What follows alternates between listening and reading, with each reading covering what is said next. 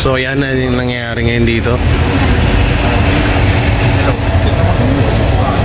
Ayaw papasukin kahit doktor dito sa House of Representative. Pinapasapasa lang daw nila eh. Nakausap eh. Maski doktor lang, any doktor na, any doktor dito sa house, papistahin nyo na. Sir, ambulance lang oh, ambulance. Ambulance. Sir. Sir, ambulance lang. Sir, ano pong gagawin nyo kung namatay po yun? Sir. Ano pong gagawin nyo kung may nangyari sa kanya? Sabihan nyo lang. Yan po yung nangyaring gusot dito ngayon. Sir, nakikiusap lang po. Sir, lang po. Karapatan po siya ng medical attention. Usap lang po kami. Blood test, sir. Kahit anong medical attention, wala po siya ngayon. Sabihan mo na si Saan. Dito na po sa araw. Access na po sa loob. Nakikiusap lang po kami. Hindi wala itong, yung mga guard dito sa harap, wala rin eh.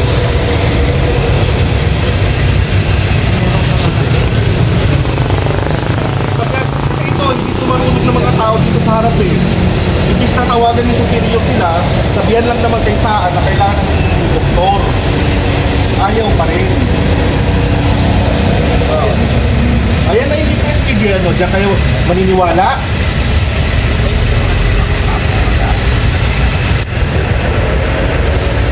O ngayon, gagalaw ka? Sir, makiusap lang po, makakatan lang po niya. Medical attention lang po. Dahil nandito po tayo sa labas ng Congress at doktor lang po, nakikiusap po yung mga staff ng OBP na para po mapasukin ng ambulansya kasi susuka na po yung si Yusek. Sobra na po yung nangyayari po sa loob. Kung makikita nyo sa live, sa isang live na nandun, mga po, nakikiusap yung opisina na kahit papasukin lang yung ambulansya lang naman po yung napakiusap. So, itong mga guard, ang inihingi nga lang nila, tawagin yung superior para paliwanag. Ilang naman po. Kahit doktor lang po. Kahit doktor may papasok eh, mukhang mga walang puso po itong mga nandito. Again, hindi naman po namin hinilit na wala akong papasok dito ang plan ko lang. So, mga po, nunulungan natin ang bakit na Yan. Pati ambulance po sir, please. Kasi may first aid po yung ambulance. Pati ambulance po. bakit galit ka? Ba't galit ka, boss? Huwag kang magalit. Jump. Ito pa galit ha? Huwag kang magalit. Nakikiusap nga sa inyo eh.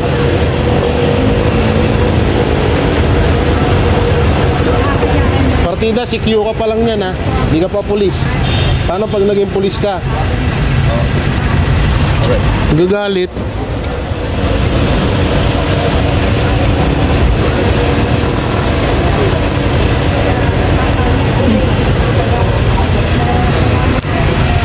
Nagagalit. Sinisigawan si sir. Doktor lang daw po, doktor. Sir, pwede po ma-doktor ng ambulance po? Pati ambulance po. Saka na sir, unahin na daw yung doktor. Sama na lang yung ambulance. Sama na yung ambulance. Sama na. Oh, sama na daw yung ambulance. Oo, maipit ha, maipit. Ambulance. Doktor lang.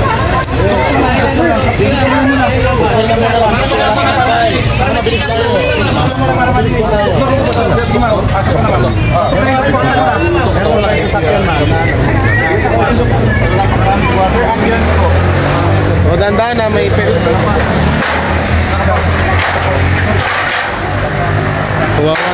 Kawawa naman yung pamilya ni Attorney oh. Nag-aalala yung mga mga pamilya niya kaso ayaw talaga. Ayaw papasukin.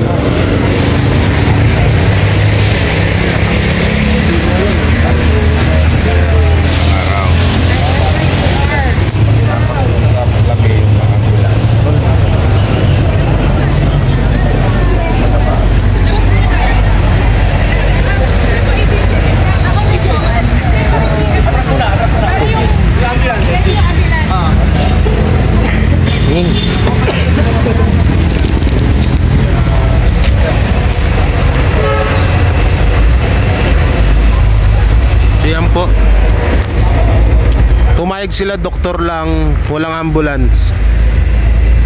Sabi nung isa, papasok daw yung ambulansya, pero ngayon hindi natin alam kung itutuloy kasi yung isa parang kumukonta.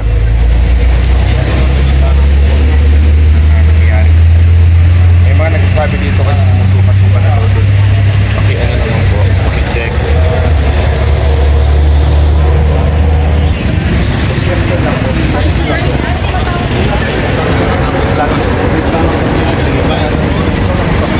Pakiusap lang po ako. Sir, kahit yung ambulance lang po sana, since kahit may doktor po na pumasok na po, kailangan pa rin po ng ambulance. May first aid po capability po. Please sir, may first aid capability po yung ambulance. Nahihirapan na po yung tao. Please po. Kahit ambulansya lang po. So yan.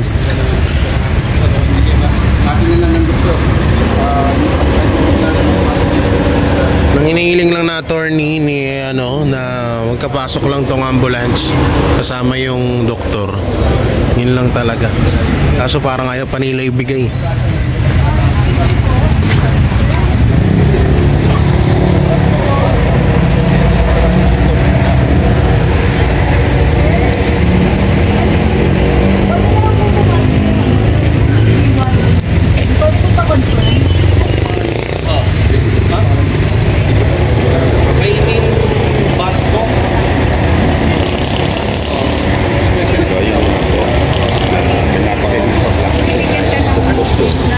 Wala namang first aid. Nonsense din, di ba? Pinapakiusap lang itong ambulansya. Wala naman ang nangyayari na bakit ang ambulansya. Hindi lang naman ang pinapakiusap. Boss, Di ba? Hindi naman. boss.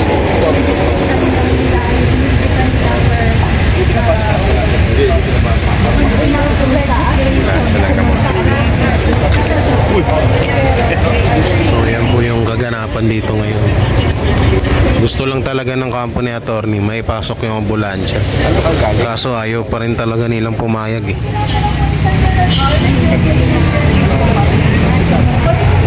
Sir, pinasa daw sa listahan.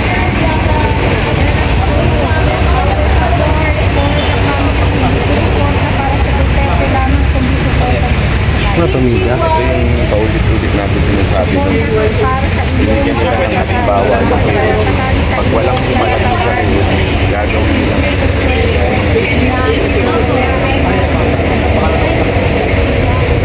Tayo.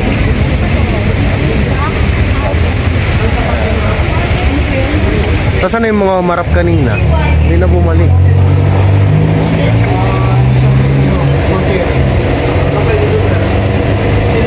O baka pasukin na itong media. Dapat papasukin na rin to. Ambulance. Sir, pag pumasok po, pwede na po ba ang ambulance?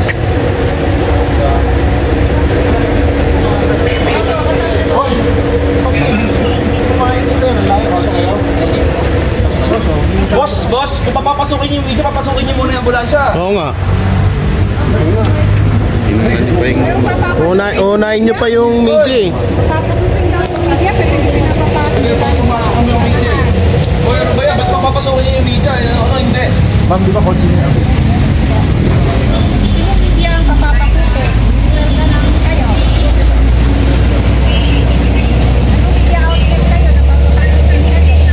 Sir, ambulance lang po.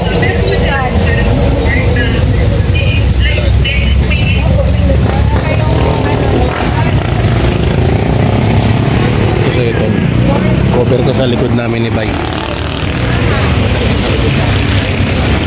Kasi, later tayo. Ano nangyari? Gusto lang papasukin. Sandra? Gusto pumasok ng media. Pero ayaw papasukin. Lagi na lang ba kailangan sa ano na dito? Ano na naman kakibangan yan? O mga kapatayan. So, nag-request dito na hindi papasok. Tapos yung ambulansya, hindi ka napapasok. Meron na-text din sa hindi napapasok. Dito, bata din eh. Hindi natin alam. Hindi naman kasalanan ng ito, pero bakit napapasok yung ito? Yung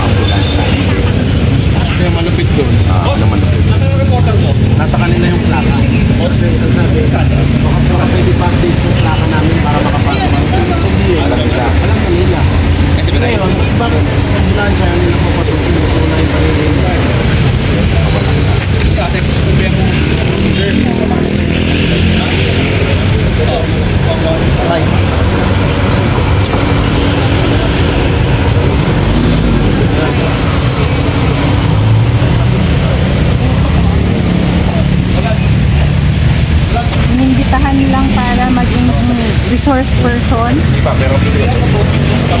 sila sa kanilang pamamaraan, tapos kinontempt na. And after contempt, gusto nila ating gabi, galing araw, Sir, bigyan natin ng konting ano. sunduin para ilagay dito sa House of Representatives.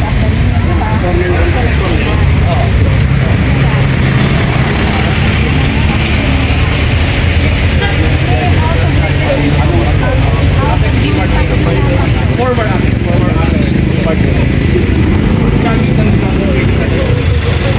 Papadali lang po natin. Para mapanood ko na Kaya natin.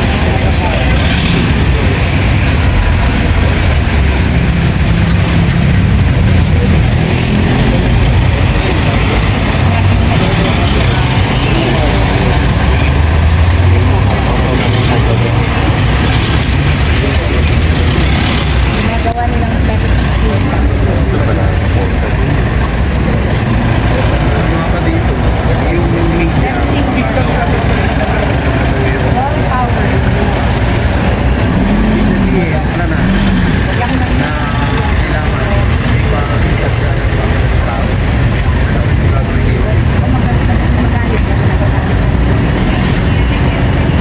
wala ka rin nadalang mic.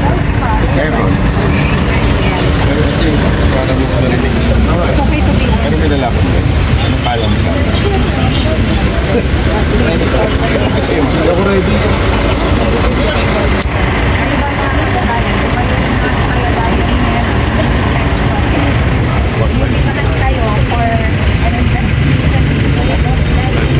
Hindi pwede pagwangwang, hindi maririnig yung mga sinasabi ko.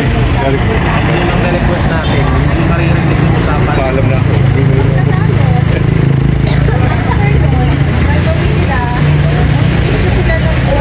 Malapit ka na dito? Oo nga. Fairview ko nakatira. Galing sa bibig. Tarang ngiti.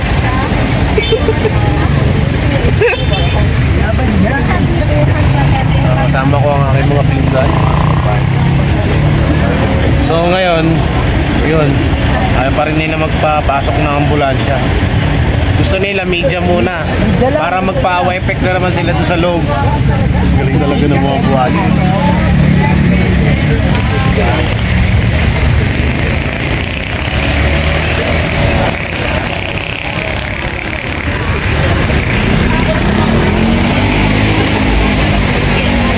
Dito tayo. Kasi kanay, kasi kanay, opinion lang sa kanila.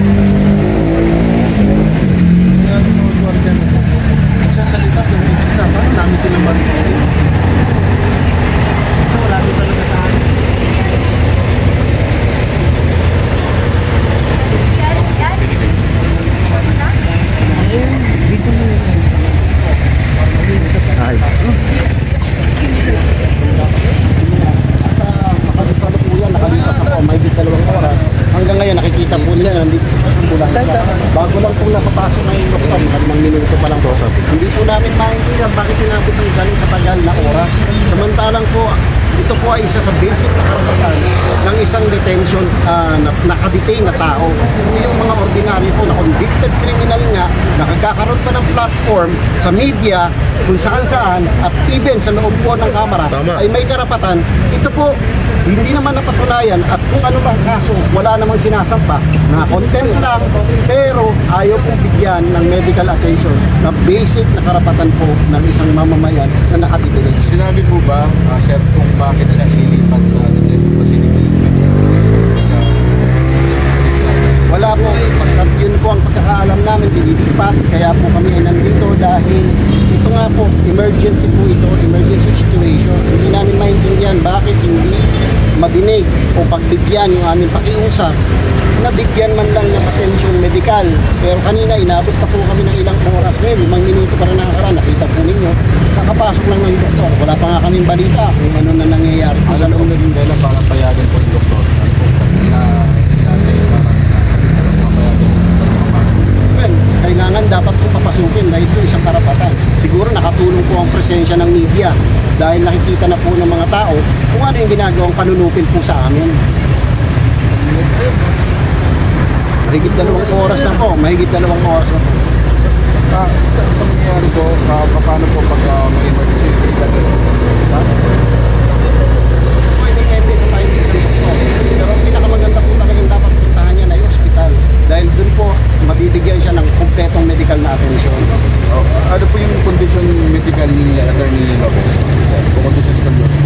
Yun po kanyang scoliosis ay nagtitrigger po ng iba't ibang komplikasyon sa kanya. Yung pagsakit ng ulo, pagkahilo at pagsusupak. Ngayon po ay nahihirapan din siyang huminga. So maaaring kondisyon po yun, nakaakibat po ng kanyang dinaramdam. Malalaman po natin yung kanyang kondisyon pag lumabas na po yung doktor at malaman natin kung ano po yung kanyang findings. Bukod sa hirap hinga at paghinga, ano pa po yung nararamdaman? So ngayon po, yun po yung aming natanggap na text message galing sa yun po ang kondisyon po ni Atty. Lopez. Ano po sa maintenance? Wala po akong nagpisa. And sir, kailan nag-start mag-trigger yung ganitong nararamdaman niya? Meron po mga bahagyang pag-trigger nung ganyan magmula pa noon naman dahil ito na nga ay kanyang nararamdaman yung kanyang sakit sa scoliosis.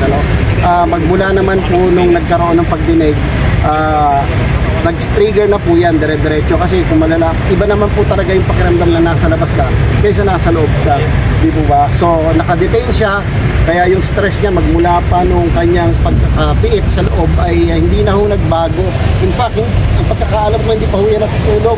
Kung tulog man, nakaupo dahil masama po talaga sa likod niya. Sir, ano mangyayari pag pinilit kong ilabas si Atty. Lopez at dali sa correctional facility? Depende po yan kung ano po ang findings at rekomendasyon ng doktor. Kung yung gagawin po nilang paglilipat ay labag sa findings ng ating mga doktor, magkakaroon po tayo ng legal repercussions dyan. Hindi po pwede yung gusto lang nila ang gagawin, labag doon sa rekomendasyon kung ano man nung doktor. Paano pag sinabi nila na kailangan yung authorized doktor kasi yung doktor na pinakapuwasok po kanina, puwasok sa basic po sa karapatan natin na nasusulat po sa saligang batas. We have the right to our own doctor. Nandun po yun. Hindi po pwedeng doktor nila. Siyempre yung doktor po natin, din po tayo may tiwala. Kahit sabihin, hinihingi po namin yung panalangin ng bayan para tulungan niyo po kami na madinig man lang ng kapulungan ng Kongreso na madala man lang sa ospital po ang aming Chief of Staff na si Atty. Lopez. Sana po tulungan niyo kami sa panalangin para naman madinig nila. Karapatang pantao po ito, nilalabag po. Maraming salamat po. Okay. Sir, maraming salamat. Pangalan po at designation. AMR BA po, Vice Presidential Staff Officer 6, Chief ng Disaster Operations Center.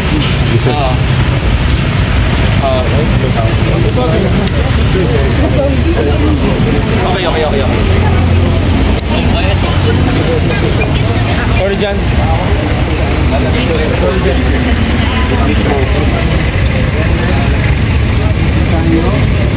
Dito kami ngayon sa House of Crocodile kung saan na ito nga napakasok ang ambulance Wala pa eh. Tapos, nagkaroon mo sabi sa akin. Ako sabi mo lang muna si Yusek po for example. bago ka magsalita raw, pwede ka na magsalita sa Atty. Mariel Santon, PRD Davao. Basta kausapin mo raw muna si Mike. Consult mo si Mike. Bakit ay dumilig na?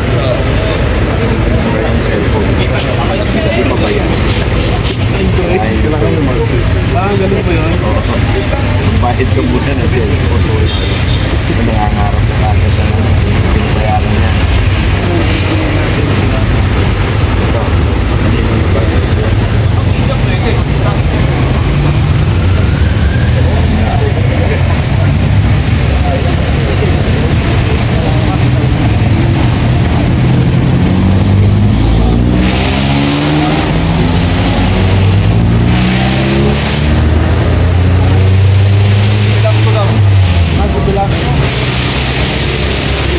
Atty. Mariel, yes? Diyan? Ito, katabi ko. Atty. Mariel. Papasugod na rin. Tapos,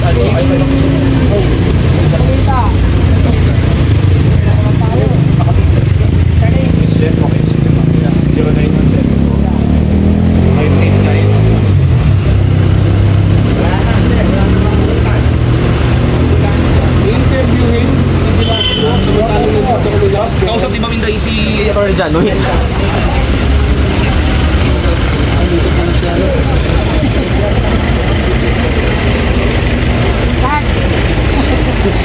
Ay, nakayalok.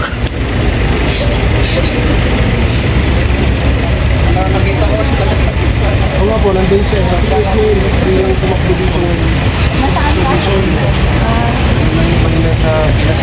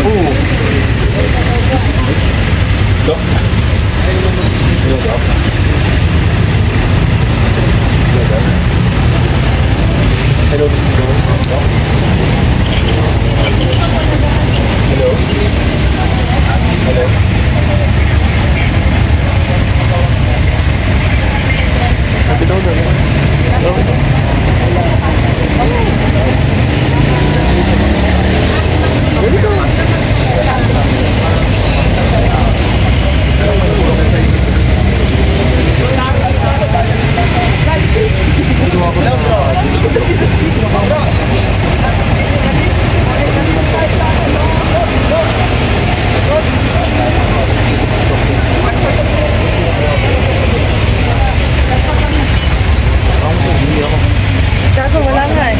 Ako maghanap. Nanganap ko eh. Ganap ako. Pumunta ako sa kapila. Wala nga to. May kwarta to. Okay lang doon. Oo nga. Ako doon. Dali.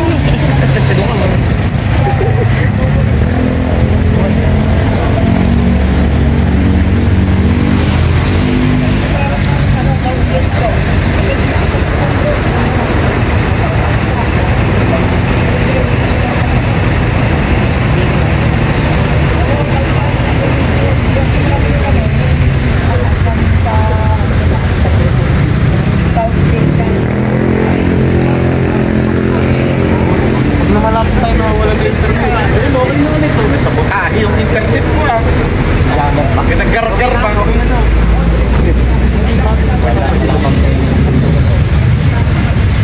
Grabe yung dito. May ano, may ground. Nawawala na internet. Nawawala na internet yung ano. Buhit na yan. Ha?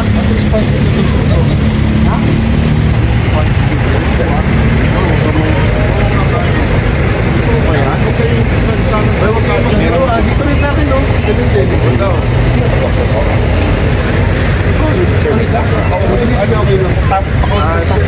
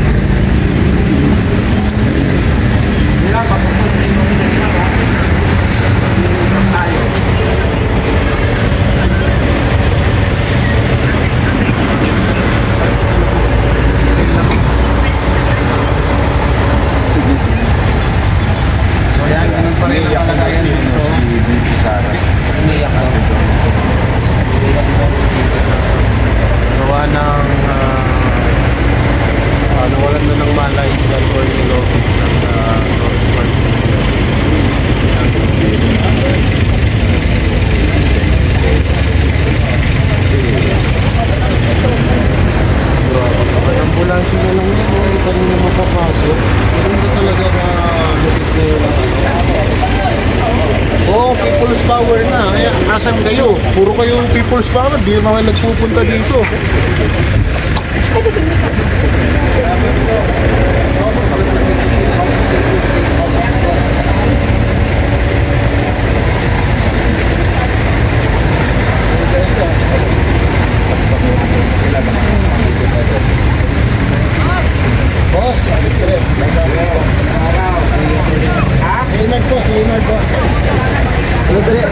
Nakasapin ka na, attorney na selection. Attorney dyan.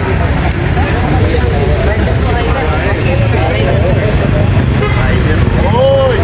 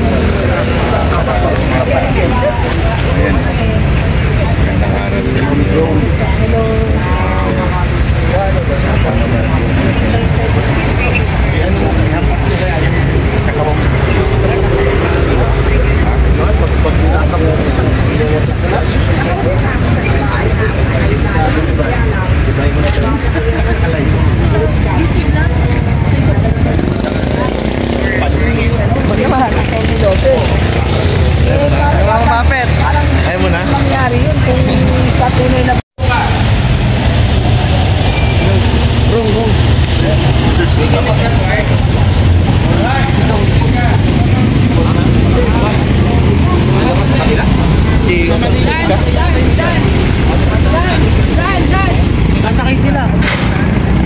Bay, sasakay sila.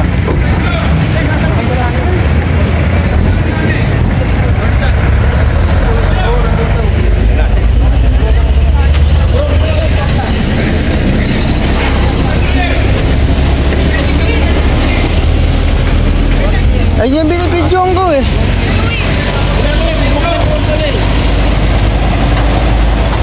May ambulansya, buksan nyo!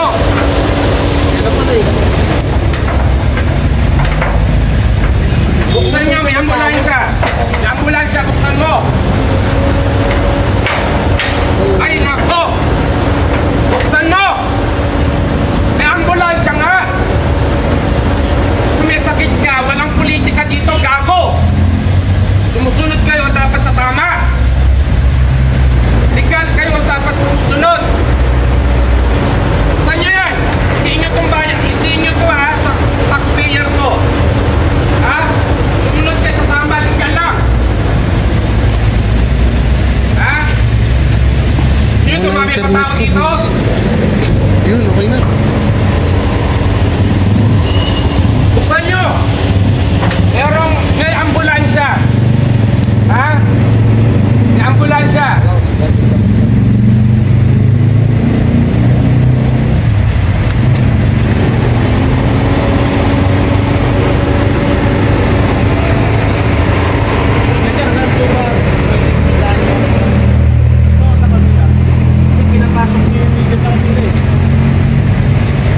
Si Marvin, andyan dyan. Bakit kayo? Ano yung mapasok ng ambulansya?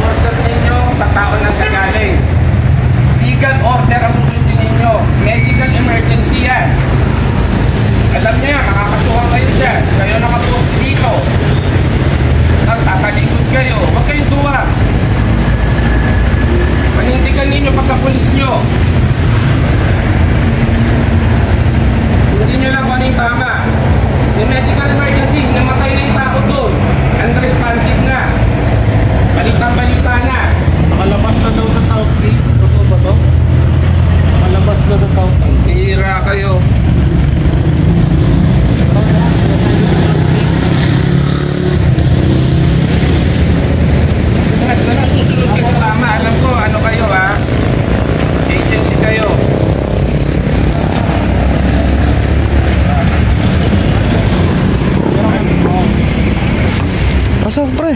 Pasok ka na. Yan ang Banateros, walang inuurungan. Pag tama palakpakan, pag mali ay babanatan. Yan ang Banateros, boses ng ordinaryong Pilipino. Banateros ay walang makakaawan, walang inuurungan. Banateros ay tinutulungan.